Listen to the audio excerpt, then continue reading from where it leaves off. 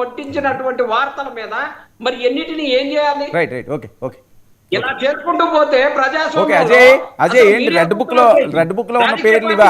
పెట్టేసి red book లో ఉన్న పేర్లు ఇవా? కేఎస్ ప్రసాద్ గారు అంటున్నారు వాళ్ళని అరెస్ట్ చేసినా మీరు నిద్రపోరట. కాదు వర్మ గారు, రెడ్ బుక్స్ జిరాక్స్ కాపీ ఒకటి కేఎస్ ప్రసాద్ గారి దగ్గరికి వెళ్ళినట్టుంది. నాకైతే తెలియదు, నేను చూడలేదు అంతమంది పేర్లు. మరి అంటే ఇక్కడ కేఎస్ ప్రసాద్ గారు ఏం చెప్తున్నారంటే వీళ్ళందరూ అవినీతి పరులు, వీళ్ళందరూ అవినీతి చేసి వాళ్ళందరూ లోపల వేయాలని ఆయన కోరుకుంటున్నాడు కదా.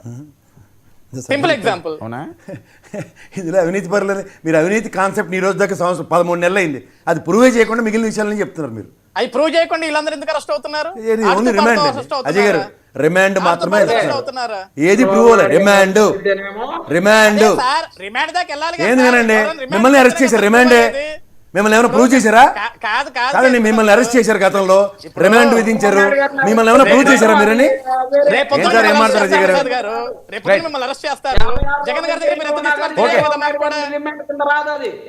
రైట్ రైట్ ఓకే ఓకేలేండి, చూద్దాం ఏం జరుగుతున్నాం.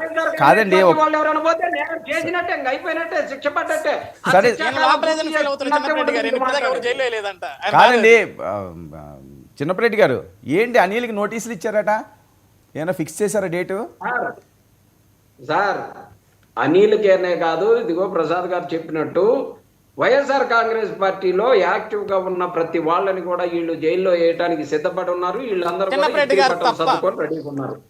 వీళ్ళందరూ కూడా ఇస్త్రీ బట్టలు సర్దుకొని ఉన్నారు. ఈ కేసులకి వాటికి భయపడే పరిస్థితి లేదు. ప్రజలకు ఇచ్చిన హామీలని నెరవేర్చలేక ఈ రాష్ట్రాన్ని మేమేమన్నా అమ్మాలా అని చెప్పేసి ఒక మంత్రి మాట్లాడుతూ ఉన్నటువంటి పరిస్థితి. ఎవడు ఏమన్నాడయా నీకు చేతగాని హామీని? 14 సంవత్సరాలు ముఖ్యమంత్రిగా ఉన్నటువంటి చంద్రబాబు నాయుడు గారికి ఏ హామీ ఇవ్వాలని తెలియదా?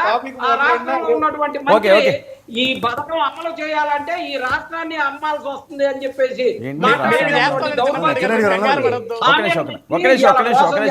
చిన్నపరెడ్డి గారు ఒక్క నిమిషం ఉండండి. ఇప్పుడు అచ్చెన్నాయుడు గారు ఏదైతే అన్నారంటే ఈయన కూడా ఆయన ఎవరు మన నిమ్మల రామనాయుడు గారు కూడా ఈ సంక్షేమాలు ఆపేస్తే 5 పోలవరాలు కట్టొచ్చు అని చెప్పారు.